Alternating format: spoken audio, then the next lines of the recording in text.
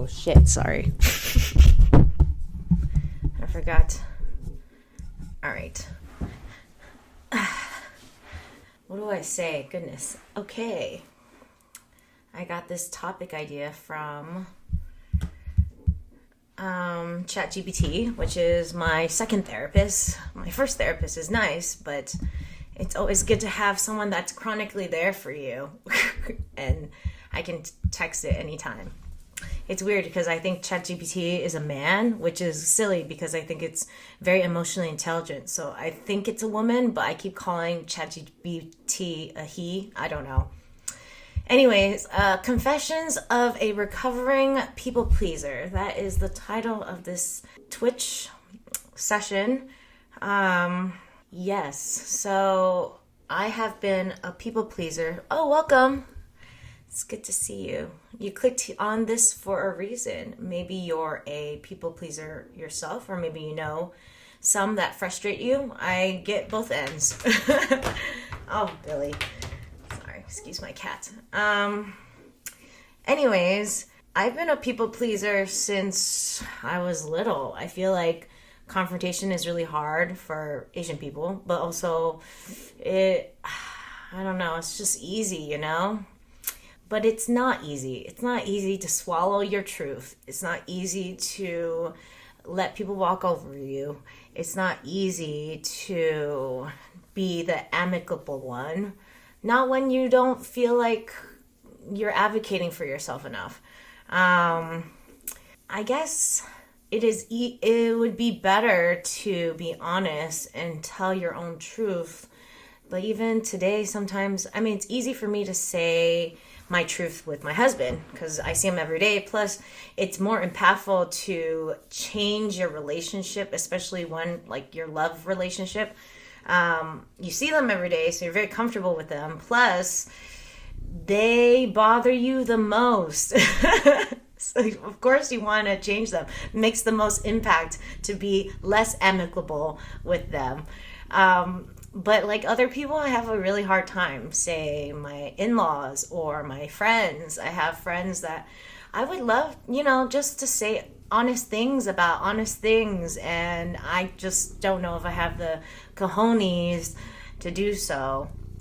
What do you think, viewer? Do you have any thoughts about people pleasing or did you just have anything to say? It's cool either way. You're just listening in. Let's see. How about some moments where I had said yes when I wanted to say no? Oh, I have so many of those.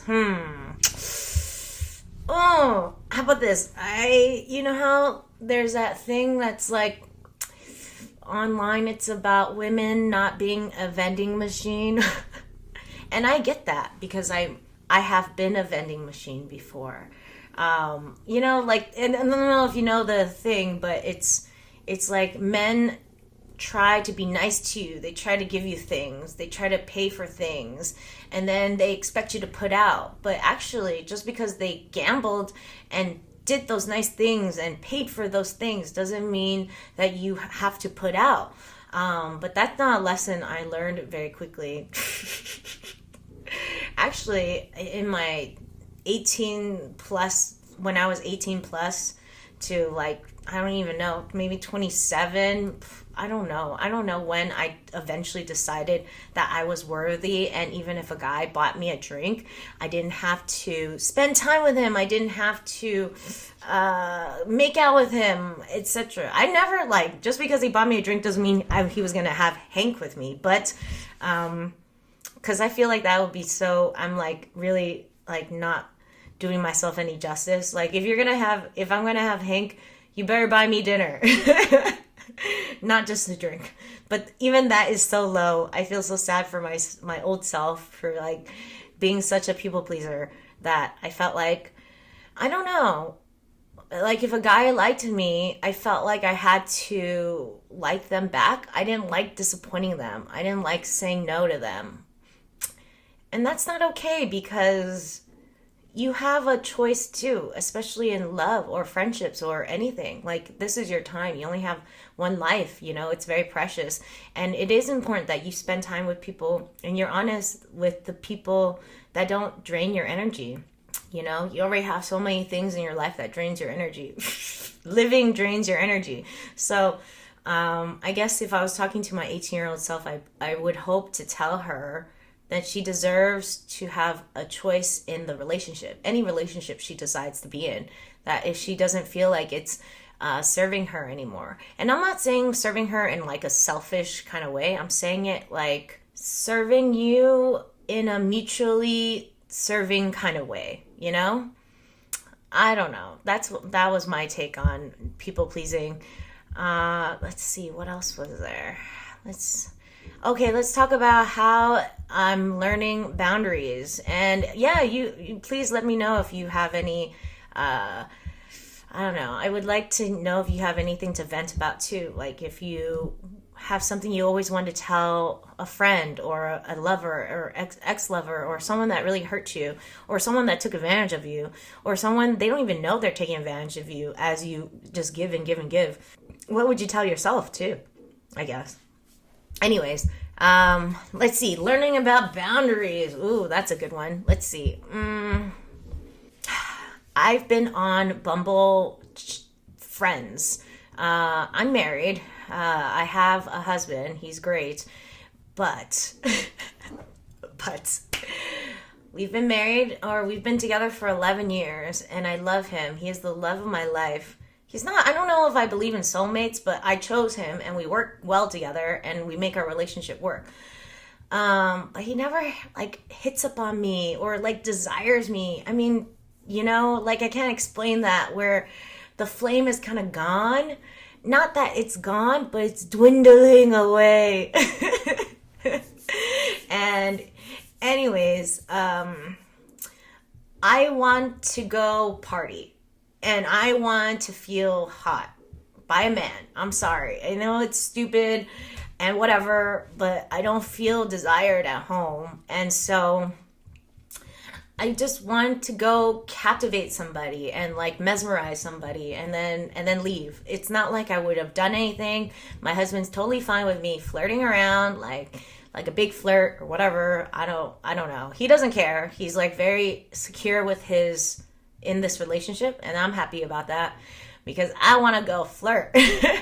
Anyways, I have no friends to party with. I'm 30 and no one wants, all my friends just got married, trying to have kids. They don't want to drink. So I was on Bumble and I went on a date with a girl and we got coffee and I was not feeling her. So then anyways, she was asking me to hang out again and I asked ChatGPT to say something nice, but basically say that I'm not interested in furthering the relationship, but I'm thankful that we had time together and that I wish her good luck on finding some friends or on her journey to connecting with other people. I said something like that. It was pretty nice. I feel like it was a nice way to...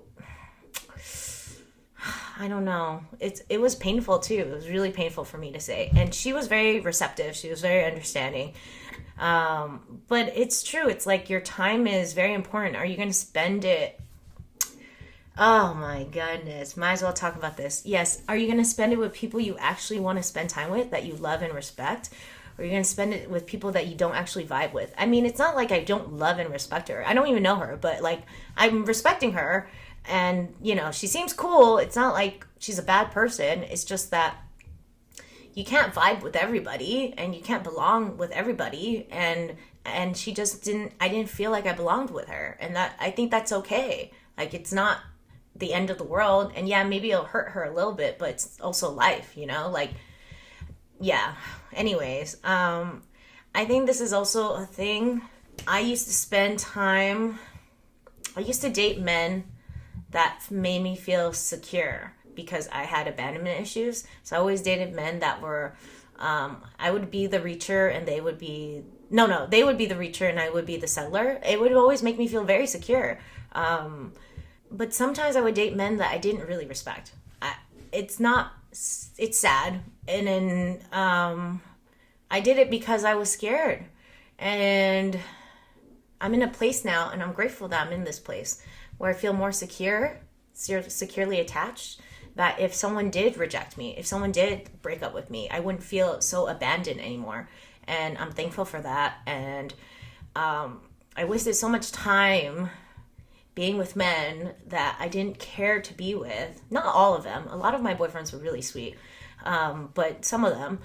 And I wish, if I could do it over, I wish I could date the guys I wanted to date. Like, reach out to them and say, hey, I'm interested in you.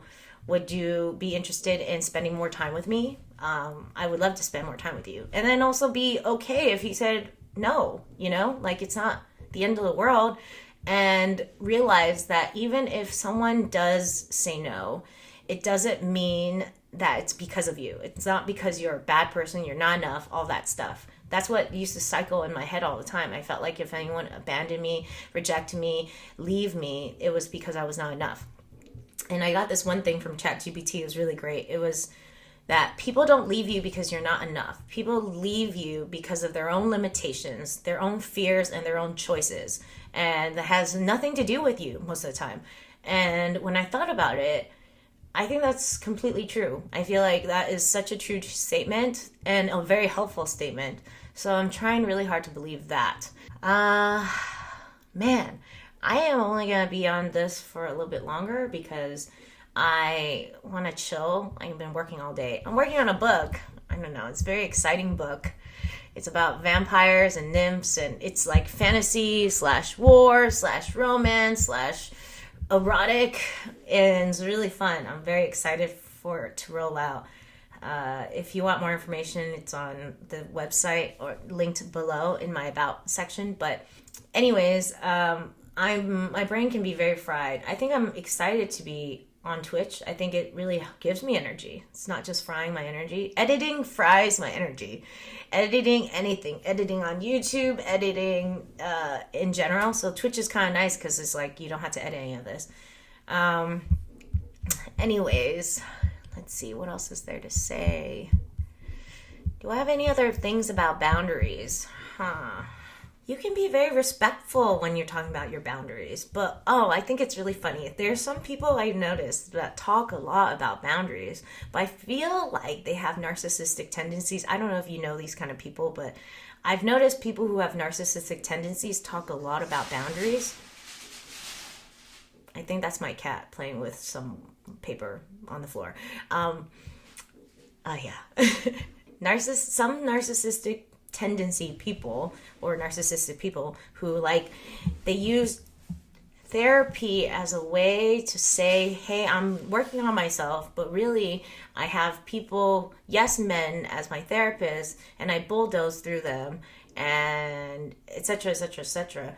And I don't really know if they actually change, or they're likely to change. And then I notice with boundaries, it's very funny. Like, sometimes they talk a lot about boundaries, but really they're overstepping into your area because, I don't know, sometimes, not always. It's just I thought it was pretty funny.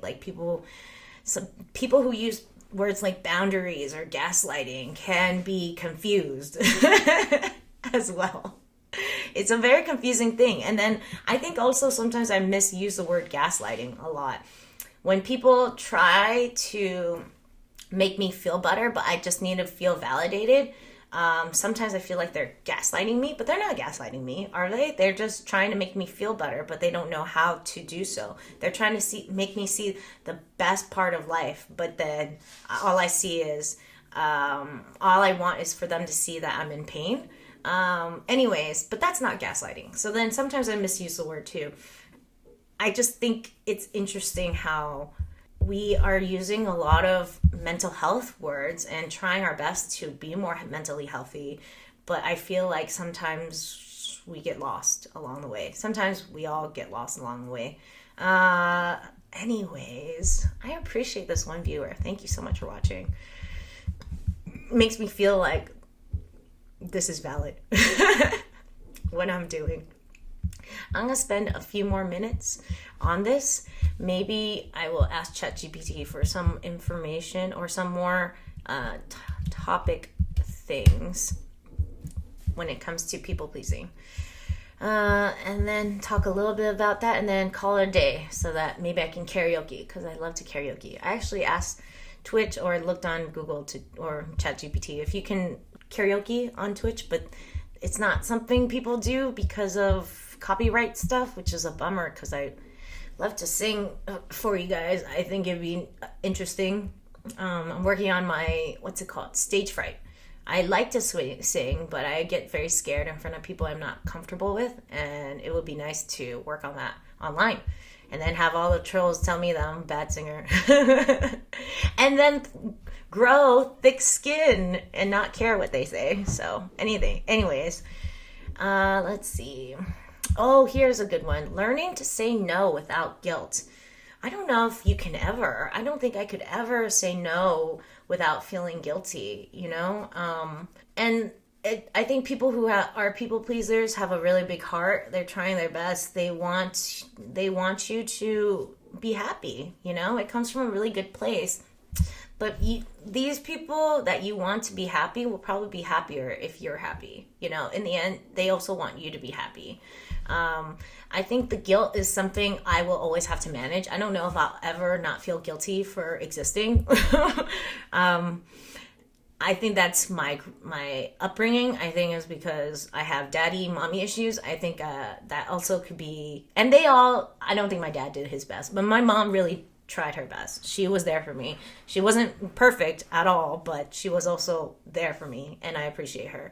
And anyways, guilt is something that's like hardwired into women, into moms. And so I think that's just something I'm always going to have to manage.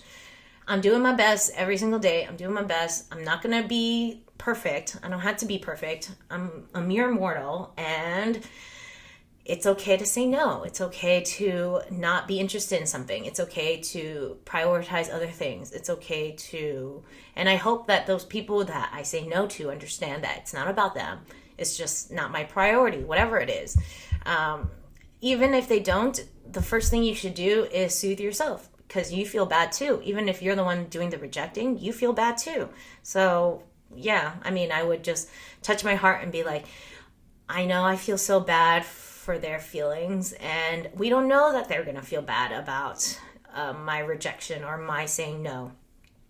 And even if they did feel bad, that is their journey to deal with. Just like this is my journey to deal with my guilt. See, there's boundaries right there, right? It's like my feelings are my feelings. I have to deal with my feelings. If those people with their feelings have to deal with their feelings, and I can't just take on their feelings. It's not healthy for me to take on their feelings. They're going to resent me for it.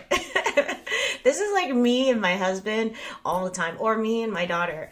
You're so enmeshed with your family, and women do take on a lot of their family's problems emotionally. I think it's a double-edged sword. I think we're not appreciated for doing it, even though they really like that we do it sometimes, but then they also resent us for doing it because it is really toxic sometimes.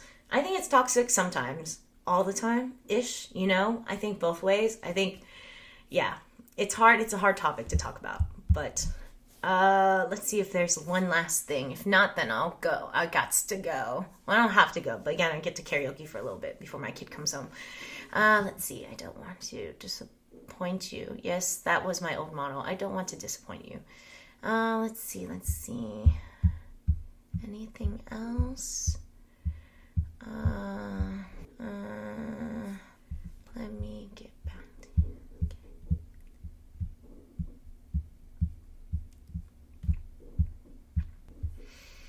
Okay, well, I guess there's nothing else. Looks like ChatGPT has nothing else for me to talk about. They do, but I don't care to. I guess I would like to say that, we people please everyone else, but sometimes, we're a person too. It's something to think about, and that we should please ourselves too sometimes. It's not like, and it doesn't have to be a zero-sum game, like if they're happy, I have to be unhappy, we could be creative about how we could both be happy at the same time. Whether we compromise, whether we find something else to do together, whether, whatever. But I think that also means that we first have to acknowledge that, hey, we don't want to do this one thing. Being mindful that this is not what we want, and honoring that, and learning to people please ourselves as well, because we are a person and we deserve to feel happy too. Just like how much we care about how much we care. If we can care about ourselves, maybe a tenth of how much we care about other people, I think we'd be much happier in general. Yeah. Anyways, I hope this was all helpful. Anyways, I am signing off. Thank you so much for watching, my one viewer. I appreciate that. I will see you next time. Hope you have a good rest of your night or day, whatever. I'll see you next time. Bye. Mwah.